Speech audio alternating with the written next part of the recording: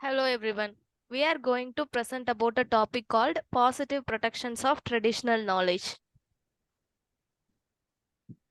Traditional knowledge is the knowledge system possessed by various communities across the globe.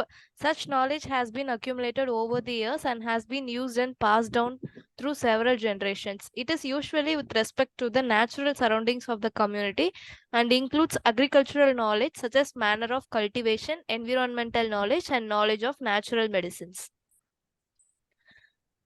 The reason for the protection of traditional knowledge is found in United Nations Convention on Biological Diversity, wherein the convention reaffirmed the sovereign rights of states to protect their biological resources. The primary objective of the convention was the conservation of biological diversity, sustainable use of the same, and equitable sharing of the benefits arising out of the use of such biological resources.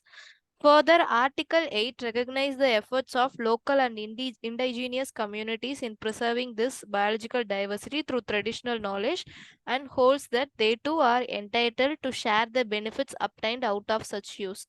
Therefore, it forms an obligation on all state parties to protect the traditional knowledge with their frontiers. India is a party to United Nations Convention on Biological Diversity, by virtue of which it enacted the Biological Diversity Act 2002. This act aims at the conservation of biological diversity, sustainable use of its components, and fair and equitable sharing of benefits that arise from the use of biological resources. The Act provides for the establishment of National Biodiversity Authority in order to protect the invaluable treasure of Indian biodiversity. In addition to this, the Government of India has also established the Traditional Knowledge Digital Library for protection of Indian traditional knowledge. Traditional knowledge in digital library is a struggle that India had to undergo to nullify the patent granted to turmeric, brought to forefront the dismal state of documentation of Indian traditional knowledge. Had there been prior proper documentation, turmeric would not have been granted a patent in first place. However, better than never, the Indian government realized the necessity for the documentation of valuable traditional knowledge of the country, and in pursuance of this, created the Traditional Knowledge Digital Library, an integrated global biopiracy watch system that allows for the monitoring of patent application that seek the patent to Indian medical systems. It serves as a prior art registry and as a defensive mechanism against biopiracy. And TDKL is a joint effort of Council of Scientific and Industrial Research and Department of Ayurveda, Yoga and Naturopathy, Unani, Siddha and Homeopathy.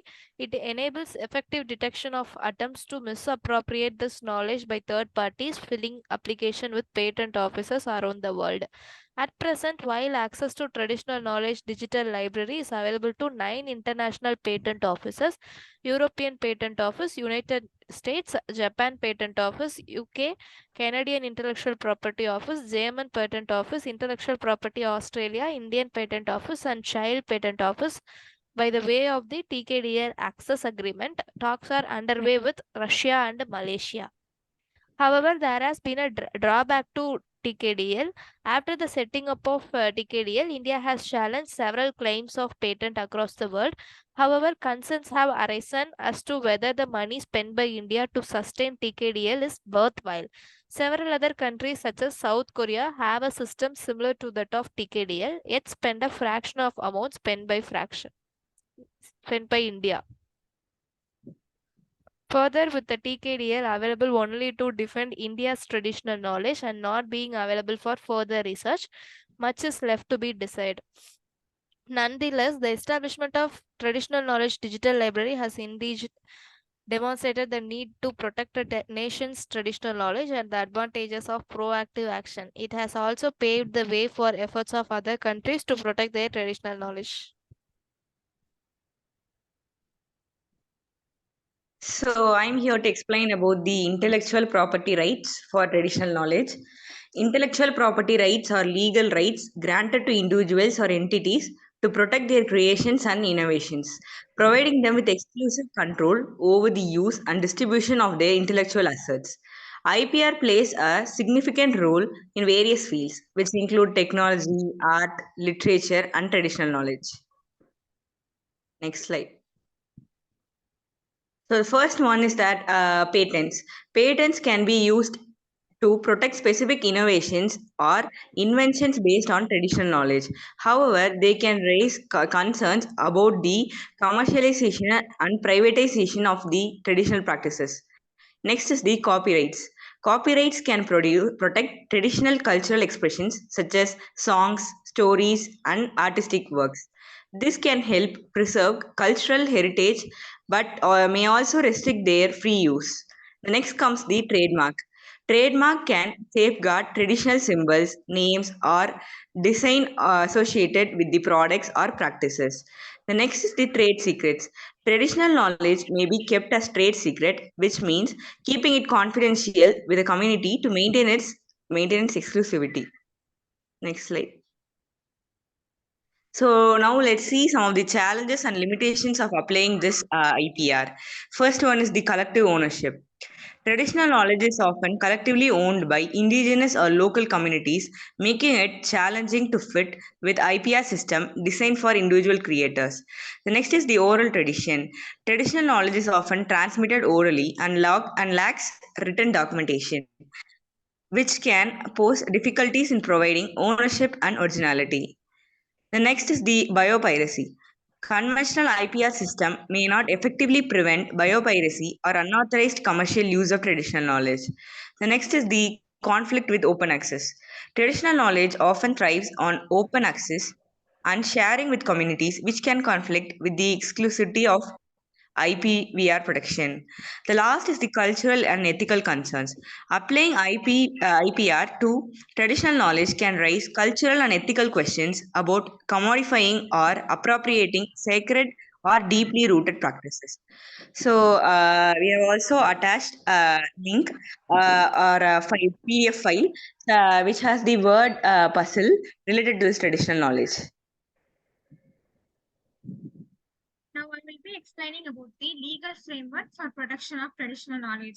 The Indian legal system provides some level of protection for Indian knowledge and cultural expressions through various laws, including Indian Patent Act, Indian Copyright Act, and Indian Biological Diversity Act. The Patent Act includes provisions that prevent the patenting of traditional knowledge or prior act. The next one is Copyright Act. Includes provisions that allow for the protection of traditional cultural expressions such as folk songs, dances, and other performing acts. The last one is Biological Diversity Act. It aims at regulating access to biological resources and associated traditional knowledge. Next slide. The next one is international agreements. It also plays a crucial role in protecting traditional knowledge by establishing several rules and agreements. The two key agreements in this context are Nagoya Protocol and TRPS Agreement. Next slide. Nagoya Protocol. The protocol mandates that access to genetic resource and traditional knowledge associated with these resources be granted with the informed consent of indigenous and local communities. It aims to ensure that the communities receive a fair share of benefits. The next one is TRIPS agreement. It is a part of World Trade Organization. It deals with the protection of intellectual property rights and traditional knowledge.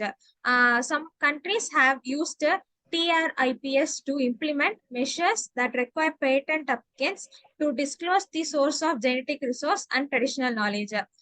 This helps in tracking and ensuring compliance with the Nagoya Protocol. This also allows countries to establish laws and regulations to prevent the unauthorized use of traditional knowledge.